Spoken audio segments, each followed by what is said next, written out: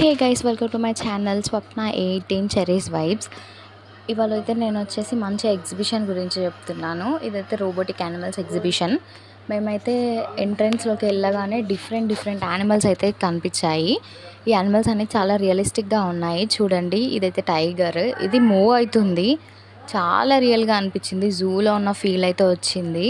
And lion చూడండి, ఈ colours చూడండి, అండ్ సౌండ్ ఎఫెక్ట్స్ కూడా చాలా బాగున్నాయి. సౌండ్ ఎఫెక్ట్స్ కూడా పెట్టారు ప్రతి యానిమల్ దగ్గర. మీరే వినండి, మీకు అర్థమవుతుంది. చాలా అంటే చాలా బాగున్నాయి, రియలిస్టిక్గా ఉన్నాయి. వినండి గైస్, మీరైతే ఒకసారి మీకు పెట్టాను.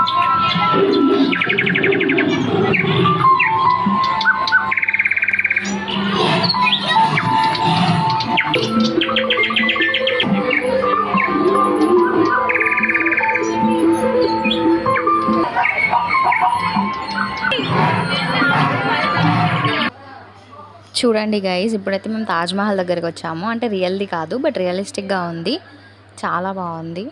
అండ్ ఇటు సైడ్ అయితే మనకు పెద్ద గొరిల్లా, జెయింట్ గొరిల్లా, చాలా పెద్దగా ఉంది. అన్ని మెషిన్స్తో రన్ అవుతున్నాయి అండ్ రియలిస్టిక్గా ఉన్నాయి.